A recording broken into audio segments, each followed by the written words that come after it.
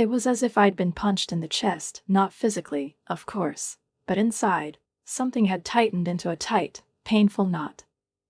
Emma continued to shine. Her face literally glowed with delight, and her eyes, wide open, shone with undisguised glee.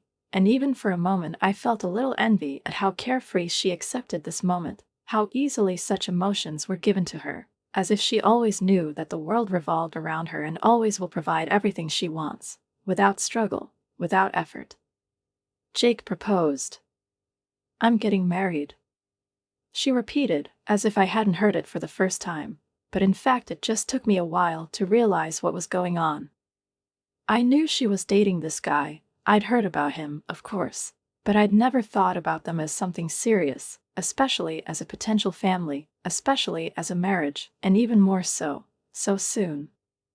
"This is unexpected," I said, choosing my words carefully, because I knew that any wrong move could be perceived as a betrayal, as an insult to her happiness, and then I would be added to the list of callous, insensitive people who do not support and do not rejoice. Emma just rolled her eyes, waving her hand as if dismissing my bewilderment, and giggled as she ran up to her mom, who was standing in the kitchen with a towel in her hands and was looking at her with an expression full of undisguised delight before she heard the answer. "Mom, just imagine," my sister exclaimed, falling into a chair, clasping her hands at her chest like a girl from an old novel.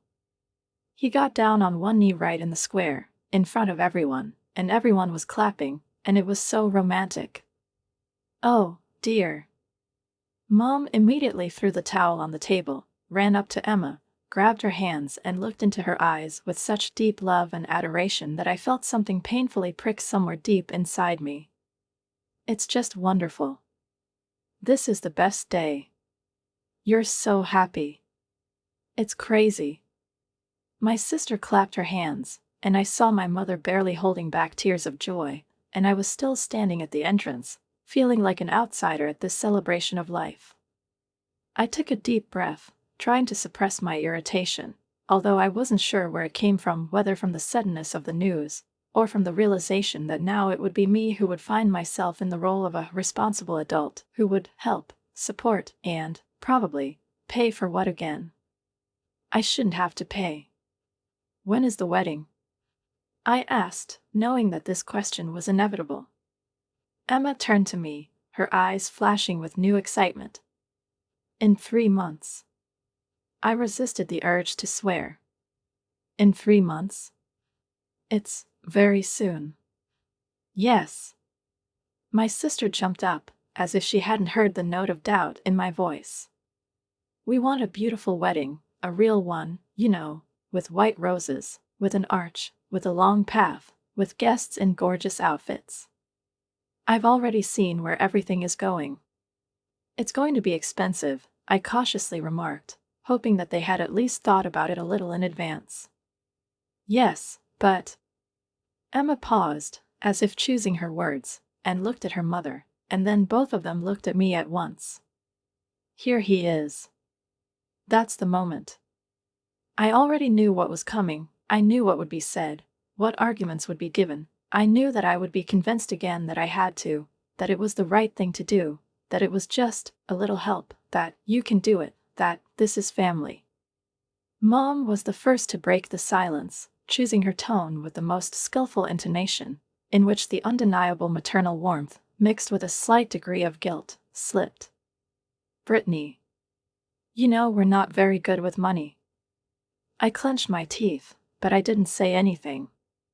"Emma has been dreaming about this day for so long," she continued, as if it somehow concerned me more than both of them. "And you know, we would have done it ourselves, but—" "Mom, just tell me," I interrupted, because there was no point in playing this show. "You could help pay for the wedding," she finally breathed out, and smiled as if she had just said something completely logical, self-evident. Emma leaned forward, looking into my eyes hopefully. "Please, Brittany," she sang in the voice she'd been asking for since childhood, and I knew this was just the beginning. I've fallen into this trap before. College fees, small expenses, small requests that eventually turned into serious expenses, and now it seems it's time to make another, kind gesture that I've been forced to do over and over again. I could feel the indignation rising inside me, but I didn't give in to it. Are you serious? I asked, looking at them both. Mom tilted her head, as she always did when she wanted to fake a guilty look. It's my sister's wedding, Brittany. Your little sister is getting married. Emma clapped her hands again. Yes. I will be the most beautiful bride. I looked at them and suddenly realized that they didn't even think I could say no.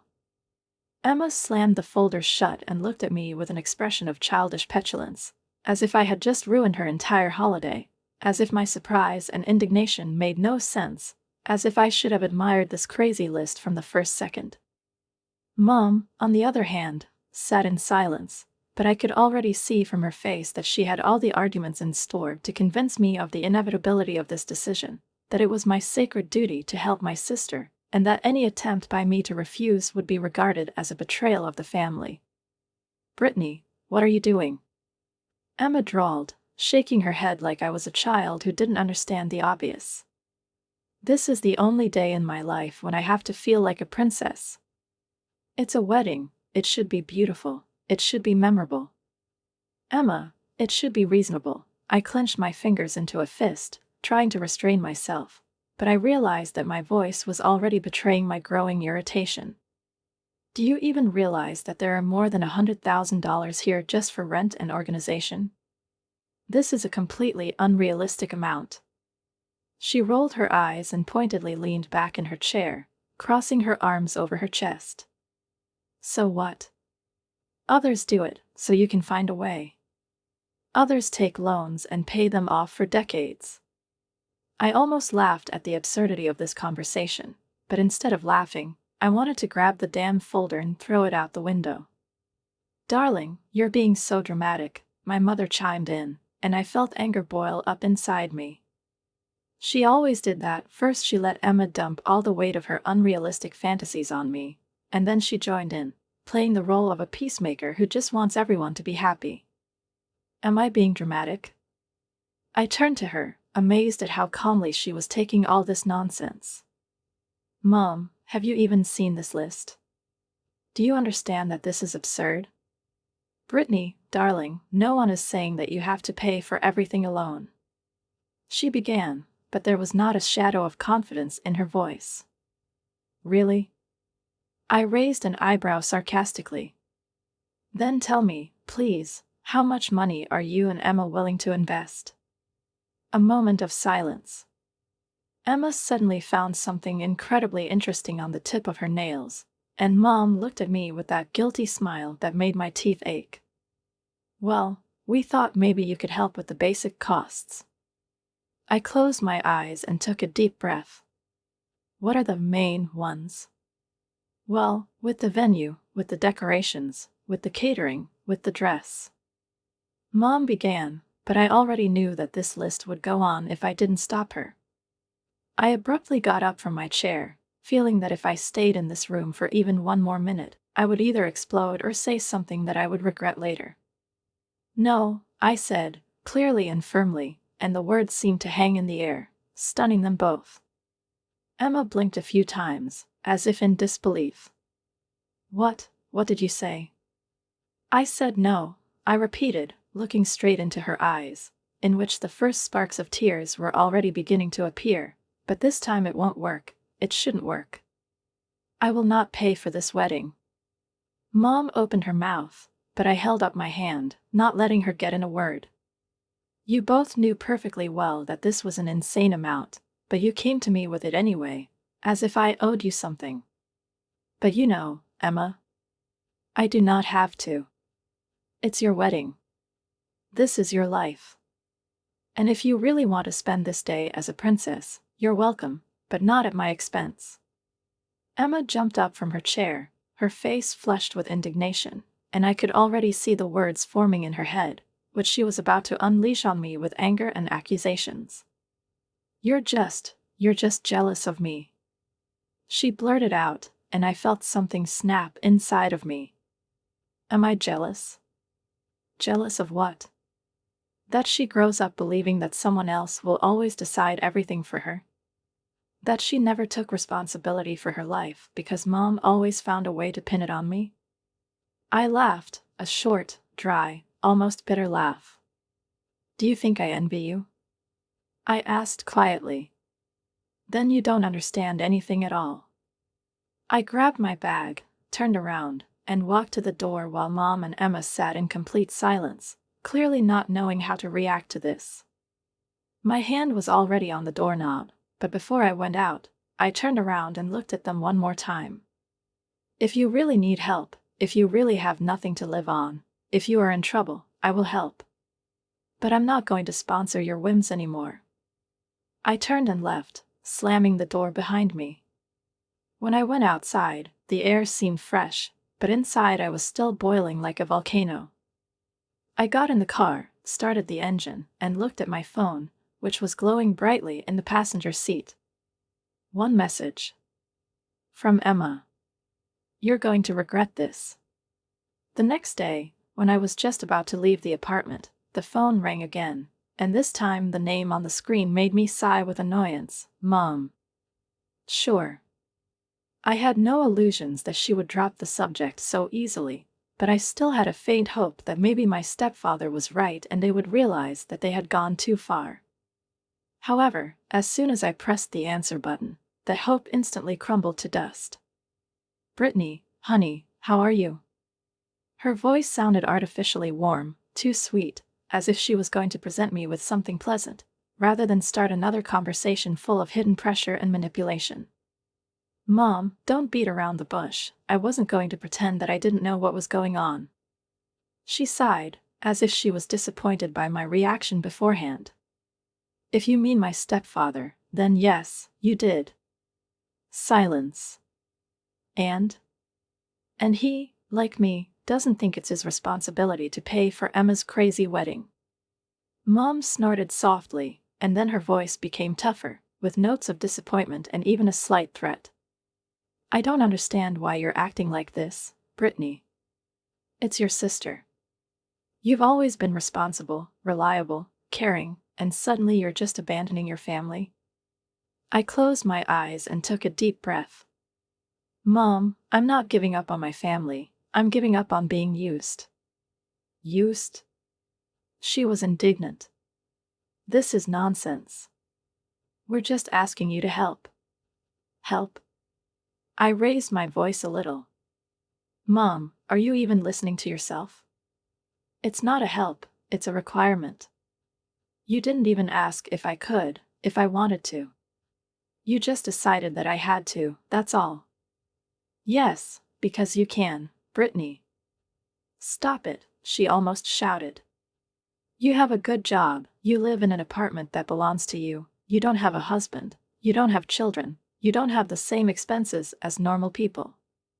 I laughed briefly, bitterly, not believing that I was really hearing this. Did you just say that since I don't have a husband and children, I have to support your youngest daughter? Don't flinch, Mom snapped irritably. I'm just saying that you could have been a little less selfish. Selfish? I gritted my teeth, feeling anger rising inside. You know, Mom, selfishness is demanding hundreds of thousands of dollars from someone for ridiculous whims, and then accusing him of greed when he refuses. There was a pause on the other end of the line, but I knew it was the calm before the storm. I don't recognize you, Brittany, Mom said after a long silence, and her voice had the same intonation she always used when she wanted to make me look guilty. You've always been a good daughter, a good sister, and now? I didn't want to hear it anymore. Mom, I don't have time for this conversation right now. Of course, she muttered, and I imagined her rolling her eyes in annoyance. But remember, Brittany, it's always been like this in this family, we support each other. If you decide to leave the family, then don't come to us for help. I chuckled. Never in my life, Mom. I've never come to you for help in my life. I hung up the phone before she could say anything else, and I felt a strange mixture of relief and pain. Deep down, I knew that I had just completely crossed the line beyond which there would be no return to my usual roles. Another week passed, and I almost believed that this time they had really retreated. But, of course, I was wrong. On Friday evening, when I was about to go to bed, I received a new message on my phone. From Emma. You know, if Dad were alive, he'd shame you for what you've become. I felt my blood freeze in my veins. Did she just use our dead father as a weapon against me? My fingers were shaking as I typed the answer. If Dad were alive, he would shame you for what you've become. I sent a message and immediately blocked her number. I pressed my lips into a thin line, barely restraining myself from rolling my eyes in front of everyone, because I knew perfectly well where everything was going. Everyone present, even those who tried to pretend that they were just enjoying the holiday, had already noticed the tension in the air, and several people even stole glances at me, waiting for my reaction. You've always been so kind, so generous, Mom continued, raising her hand to her chest with a light, measured drama, as if deeply touched by her own words. I wish everyone in this family was as caring as you are. After all, family is the most important thing, and when someone refuses to help, well, it just breaks my heart. She paused, and in that pause, filled with ostentatious sadness, there was expectation. The expectation that I would either explode, or maybe lower my head in humiliation, admit my guilt, and take on the role of someone whom breaks the heart of my own mother. But I wasn't going to give her that. Mom, I said in a flat, calm voice, even though everything was boiling inside. If you decided to use Aunt Sarah's birthday as a stage for your play about a suffering mother, then at least be honest and speak plainly. Everyone froze. Mom blinked, losing track of her carefully thought-out speech for a second. She tried to keep her composure, but now it was obvious that I wasn't going to play by her rules. You want me to pay for Emma's wedding, I continued, crossing my arms over my chest and staring at her. You want me to take out a loan, get into debt, and provide your youngest daughter with a day she'll remember for the rest of her life, because you don't want to tell her no. Right? Several people exchanged glances, someone coughed, someone pretended that they urgently needed to finish their glass. Don't be so dramatic, Brittany, Mom tried to keep control of the situation, but there was already an obvious note of annoyance in her voice. No one talks about debts, it's just a little help. Small? I grinned at him. Mom, did you see that budget? That's more than some people earn in a year. And you think that's a normal request? I noticed how Emma, who had been sitting with her arms crossed and pouting like a child who was denied a new toy, suddenly raised her head, her lips curled into a malicious smile. You're just jealous, she said loudly, without a shadow of doubt in her voice, clearly deliberately doing everything possible to make me look petty, envious, and callous in front of everyone. You don't have anyone, so you're angry that someone else is happy. I exhaled sharply, trying to control my anger. Emma, I said, struggling to stay calm. Do you really think that happiness is measured by ice sculptures and white pigeons? She flushed, but before she could answer, the voice I least expected rang out. Would you stop? Aunt Sarah, who had been closely following our exchange, now stood up and put her glass on the table. It's my birthday, not a family matter. She looked at everyone in the room, and even Mom cringed a little under her steady gaze. I do not know all the details, my aunt continued, now looking at me. But I know one thing, helping a family is not something that can be demanded. This is something that is given voluntarily when they can and want to. I felt a little lighter in my heart, because despite all the tension, it was nice to hear that at least someone understood this. Well, it doesn't matter, Emma muttered irritably, rising abruptly from her chair. It's already clear. Yes, indeed, I said softly, watching her approach her mother, who now looked as if the whole world had just inflicted the most terrible insult on her. Come on, darling, Mom patted Emma on the shoulder and turned to me. I hope you'll understand what it means to be part of a family someday, Brittany. They left, leaving behind a heavy, awkward silence. I exhaled slowly and turned to Aunt Sarah. "I'm sorry about that." She shook her head, her face softening. "You don't have to apologize for standing up for yourself, sweetheart." And, for the first time in a long time, I felt that someone was really standing by my side. I felt like I was thrown into the center of a hurricane that was only gaining strength by the minute, becoming more destructive, and I was the epicenter of it, and there was no escaping it. The messages and calls came endlessly, and one by one, the relatives tried to put pressure on pity, on moral duty, on the memory of my late father, whom I barely remembered, but who, as it seemed to them now, was their last trump card in this dirty game. They tried to make me change my mind, but to be honest, it only strengthened my resolve. The more I listened to their plaintive speeches, the more clearly I realized how used they all were to the fact that I simply obey, yield, sacrifice myself, rather than ignite conflict. But now it was different. Now I saw the situation very clearly and was not going to let them drive me back into my usual role of a convenient purse, support, cash cow, whose opinion does not matter as long as she performs her functions properly. 3 days have passed, and just when I thought everyone had finally given up, there was an insistent knock on my apartment door. I didn't come over right away, hoping that whoever it was would just leave, but the knock came again, loud, demanding, no longer a request, but an order.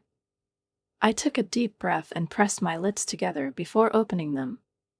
My mother was standing in front of me.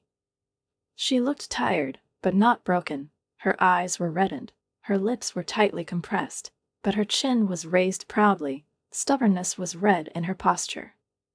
"We need to talk," she said in a tone that brooked no argument. I crossed my arms over my chest, blocking her way. "About what?" "That you're not going to move out." She narrowed her eyes, clearly not expecting me to start with that. "Brittany, you're not serious. This is the house where I lived for so many years, where Emma grew up. This is a house that belongs to me," I reminded him calmly, but my stomach clenched in anticipation of another attack. "Do you really want your own mother to stay on the streets?" Her voice trembled slightly, and I could almost believe she was really scared. "Almost. You could rent an apartment like everyone else does." I wasn't going to give her the opportunity to play the victim. "For what money?" She flared up. "You know perfectly well that I don't have that kind of income. I've always relied on you." "Exactly," I nodded, looking her straight in the eye. "You've always relied on me. You've always expected me to take responsibility for you and Emma." She pressed her lips together, but didn't say anything. "I'm not that manipulative little girl anymore, Mom. I'm not ashamed to say no anymore." Mom gritted her teeth, anger replaced by feigned sadness. "So you're just throwing us out?" I sighed. "I'll give you 2 weeks to find a new place to live." "That's a lot more than you would give me if I were you." "Emma's right," she hissed. "You've become callous. Cold. Useless to anyone." I felt anger flare up in my chest, but I didn't let it get the better of me. "If it makes you feel better, you can think so. But my decision won't change." She stared at me for a few more seconds, as if hoping that I would flinch, that I would relent, that I would take on all their problems again. But I didn't flinch. She turned on her heel and left, slamming the door loudly. I remained standing in the hallway, listening to the sound of her footsteps slowly fade away in the distance. And for the first time in a long time, I felt free. I agreed without hesitation, realizing that of all the relatives, Aunt Sarah was the only one who really cared about me, and not trying to use or shame me for refusing to meet someone else's expectations. We met in a small, cozy coffee shop on the corner, which smelled of fresh pastries and vanilla, and where there was no chance of bumping into Mom or Emma, because they always chose something more pompous, something that made them feel superior to others. My aunt was already waiting for me at a table by the window, with 2 cappuccino cups and a small plate of macaroons, and when she saw me, she immediately smiled, sincerely and warmly, without a shadow of condemnation, without ulterior motives, without attempts to influence my decisions. "How are you, honey?" "What is it?" she asked when I sat down across from her, and it suddenly became difficult for me to answer, because if someone else had asked me that question, I would have brushed it off without hesitation, said that everything was fine, that I was coping, that it was okay. But with her I didn't want to lie. "I don't know," I admitted, taking my first sip of coffee and feeling the warm, slightly sweet taste spread inside, but it didn't bring the comfort I needed right now.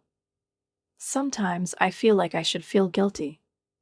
Aunt Sarah tilted her head slightly, looking at me intently over the rim of her cup. "Do you really feel guilty?" I thought about it, but I couldn't find that feeling in myself. There was something else, a strange, heavy emptiness, but not guilt. "No," I admitted. "It's just, I've lived so many years trying to earn their love, and now I realize that I've never really had it." She nodded without interrupting, giving me time and space to express what I had been holding in for so long. "I tried to be a good daughter, a good sister. I did everything I could for them. I paid for Emma's studies. I let my mother live in my house. I gave them everything I had. But as soon as I said no, and suddenly I became a monster, an egotist for them, a traitor, unworthy of love." I took another sip, closing my eyes, because I felt a telltale sting at the corners, but I wasn't going to cry. "And now that they're gone, I don't feel any relief. I don't feel any pain. I'm just empty." Aunt Sarah sighed softly, placing her hand on top of mine, her warm, slightly rough skin the only truly comforting touch I've felt lately. "You're used to living for them, honey," she said softly. "You've been putting their happiness above your own for so many years that now that you don't have to do it, you just don't know what's next." I nodded because it was true. "But you know what?" she continued, squeezing my hand a little tighter. "Now you have a chance to find out who you are when you're not trying to please others." I looked at her, catching in those words something much more than just comfort. It was the truth, simple and obvious, but one that I couldn't see for myself. Who am I if not a daughter who makes up for my mother's mistakes? Who am I if not a sister who pays for other people's desires? Who am I if not a person who sacrifices himself for others? "You deserve to live for yourself, Brittany," Aunt Sarah said softly, "and maybe now is the time to learn that." I squeezed her hand back, feeling for the first time in a long time that maybe there was more ahead of me than just debts to people who had never really appreciated me. I closed my eyes and took a deep breath, trying to process what I'd heard. Of course, I knew that Mom and Emma had moved in with Jake after the eviction, but I still hadn't heard a single word about how it really happened. Judging by Jake's voice, nothing good came of it. "Have they really been staying with you all this time?" I asked, not even trying to hide my surprise. His voice sounded hollow, as if he'd been squeezed dry. At first, I thought that everything would be fine, that it was temporary until they got back on their feet, but I realized very quickly that they were not going to get up anywhere. I felt a strange, twofold feeling begin to grow in me. On the one hand, I felt sorry for him because I knew what my mother was capable of, but on the other hand, I couldn't get rid of the question that was spinning in my head. "Jake, why did you agree at all? You knew they were like that." He sighed, and in that pause, I felt a sense of shame that he might not have expected from himself. "Because I was a fool, Brittany," he confessed. "Because I wanted to believe that it was just stress, that they would change, that Emma was just going through a difficult period." I shook my head, realizing that I had heard these words before, from myself. I also believed that one day my mother would recognize how much I was helping her, that Emma would begin to appreciate my sacrifices, that one day they would stop seeing me as a purse that was always open. It was only necessary to press the right levers. "But you realized quickly that you were wrong, didn't you?" I asked, already knowing the answer. Very fast, he grinned, but there was no joy in his voice, only weariness. A couple of weeks after the move, Emma stopped even pretending that she was looking for a job, although at first she swore it was temporary. Mom, your mom, she immediately started telling me that I should be more generous if I was going to become part of their family. I rolled my eyes, even though he couldn't see it. Let me guess, I said ironically. Did she say something like, family helps each other? Damn, word for word, he snorted. And then the demands began. Small things at first, like, you don't mind paying for our products, do you? You're buying food anyway. Then, Jake, I found a great spa here. I think Emma and I need to relax after all the stress, and you want us to feel comfortable, right? I exhaled loudly. And then it got to the point where you realize that if you don't set boundaries, they'll suck everything out of you. Exactly, he admitted. When I said that I could no longer pay for their whims, they caused such a scandal that my neighbors even called the police. I wasn't surprised. I gave them 3 days to pack up and leave. He paused. Of course, at first there were threats that my mother would sue me, that I was a terrible person, that I was the same as you. I couldn't help but laugh. So you're the heartless traitor now, too? Welcome to the club. To be honest, if being like this means that I'm no longer their puppet, then I don't mind, he grinned. But you know what the strangest thing is? After they left, I didn't feel guilty. Generally. Not a drop. I realized that I was smiling. Yes, Jake.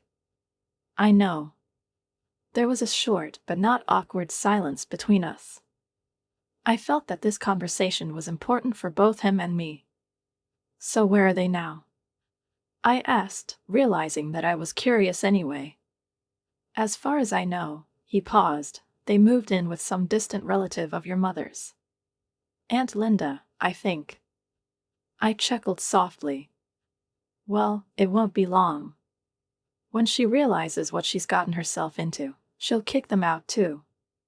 I'm sure of it, he agreed. But that's not my problem anymore. And not mine, I added. And with those words, something inside me finally fell into place. When I was driving home, soft music was playing in my car, smoothly mixing with the muffled noise of the evening city, and I found myself thinking that for the first time in a long time I didn't have obsessive thoughts in my head. There wasn't that inner voice that always whispered to me that I owed something, that I haven't done enough, that I should be better, more caring, more patient, because family is sacred, because rejection is betrayal, because saying no means being cruel. But now I knew it was a lie.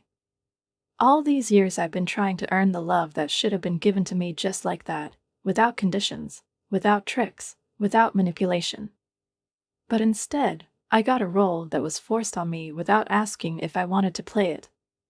I was the one who would always lend a shoulder, the one who would always help, who would take responsibility, who would forget about herself for the sake of others, because that's how it was supposed to be. But I didn't want to live like this anymore. I drove to my house, my real home, the apartment I rented myself, where every object belonged to me, where no one could come uninvited and demand something, because I no longer owe anyone anything.